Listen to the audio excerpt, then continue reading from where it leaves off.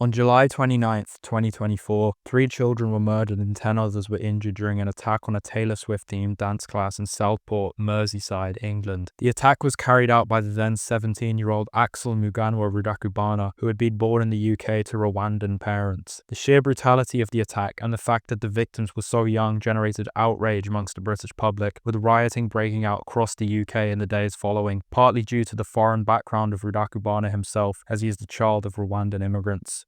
In the immediate aftermath of the attack, virtually no information about Rudakubana was released to the public, with his name only being made public after reporting restrictions regarding his identity were lifted 3 days after the attack on August 1st, although it should be noted that this was due to his age. Regardless, the only images that were public of Rudakubana prior to his trial and sentencing in January 2025 were from years prior to 2024, most being of him in the early years of secondary school, roughly 2018 to 2019. A video of him dressed as Doctor Who for a BBC Children in Need advert was also found, this also being from years prior to 2024. Other than the mugshot released to the public in January 2025, there are virtually no pictures of Rudakubana from when he was older than about 11. Little to no information about his home life, beliefs, or social media activity is public either. The moral implications of this are obviously very profound, as it seems to many people in this country that the government and legal system have actively tried to protect Rudakubana, despite the heinous and revolting crime he committed. It seems to be almost suspicious that virtually none of Rudakubana's personal opinions or beliefs have been taken into account during his trial, and that so far, all reasoning for Rudakubana's actions seems to have been based off of a general obsession with violence, rather than any sort of political or personal belief. It is undeniable that Rudakubana had a vested interest in violence and brutality in general, as demonstrated by his obsession with certain global events, notably the Rwandan genocide and his accumulation of various weapons in the months leading up to the attack. However, little to no consideration has been made for where the obsession may have originated from.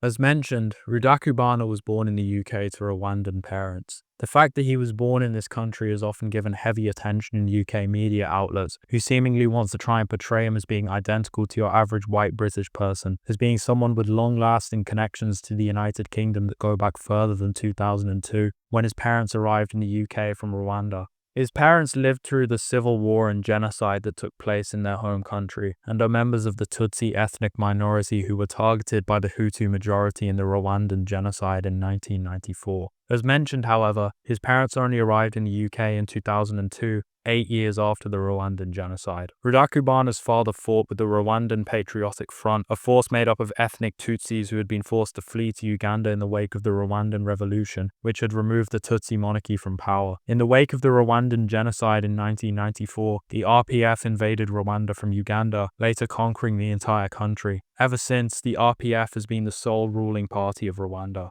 Rudakubana had strong ties to his homeland. Having a father who had fought in Rwanda and parents who were members of an ethnic group targeted in a brutal campaign of genocide likely contributed to a strong feeling of pride regarding his ethnicity, as it would do in most other situations. It is not unlikely at all that Rudakubana's obsession with violence was partly a result of the experiences of his parents. A former classmate of Rudakubana stated in the immediate aftermath of the attack that he had claimed the UK needed a genocide, as there had been in Rwanda, to solve the problems, whilst further adding that he was known to the police. It has also been reported that conversation in the Rudakubana household when social services would visit would also often take the theme of genocide, in particular events in Rwanda. Another tenet of Rudakubana's personal beliefs that I would like to point out is that a number of his interests have strong anti-colonial undertones. Although it is obvious that he had a vested interest in violence in general, being fascinated by Hitler and Genghis Khan, two of the most brutal mass murderers in history, it should be noted that his most prominent interest was the Rwandan genocide, likely the result of the experiences of his parents and his own Tutsi Rwandan heritage. The Rwandan genocide has often been described by historians as having been partly the result of rigid transformation of the Hutu and Tutsi groups from merely social identities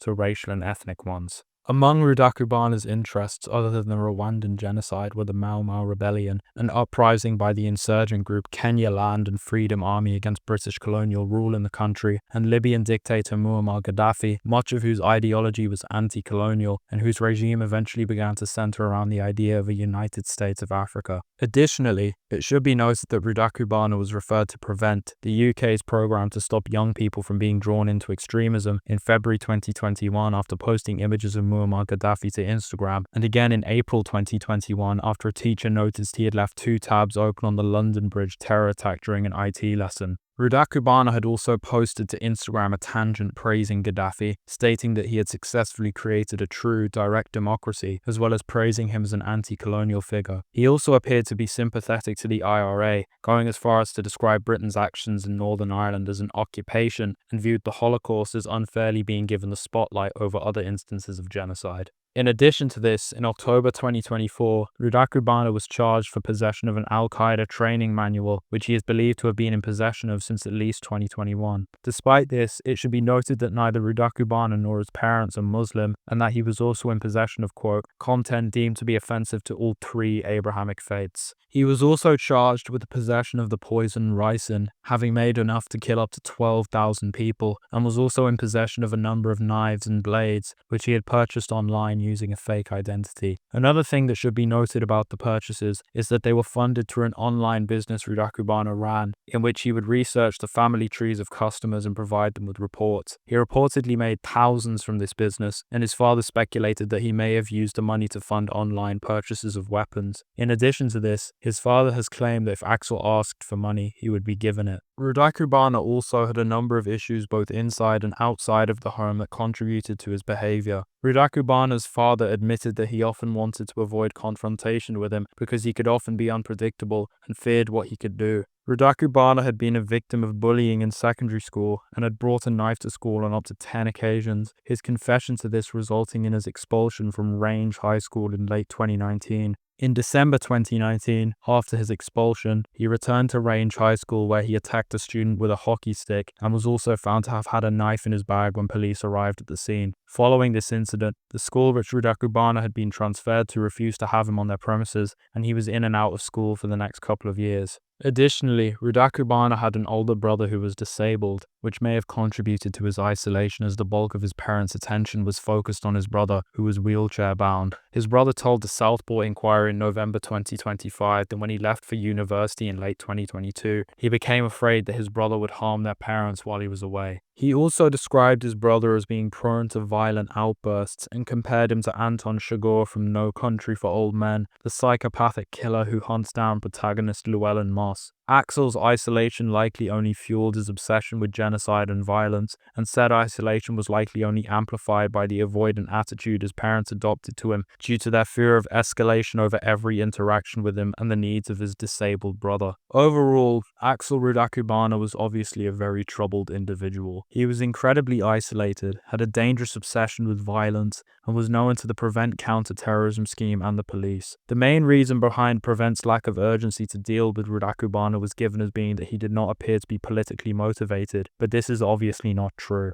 While it is true that Rudakubana had more of an interest in just violence in general rather than politics, it is obvious that at least part of his obsession was influenced by the background of his parents, which has strong anti-colonial undertones. His interest in numerous anti-colonial topics, in particular the Mau Mau Rebellion and Colonel Gaddafi, going as far as to praise him publicly, was undeniably influenced by some sort of ideological belief, likely only fueled by the experiences of his parents. Regardless, there is one thing that is undeniable. If Rudakubana's parents had never been granted asylum in the UK, the Southport attack would have never taken place. While the moral reasoning for allowing those affected by conflict to settle within a country may appear to be obvious, it is never taken into consideration the trauma that these people have been through and the horrors that they have witnessed that contribute to their behaviour. Instances of this have been seen all over Europe, in particular within recent years, and do not always necessarily involve murder, and instead involve other forms of violence, notably sexual violence. Regardless, the Southport attack is a tragedy that undeniably could have been prevented in the long run, had more thought been given to the situation of Rudakubana's parents and the violence that they had witnessed, and the potential impact that this had not only on themselves,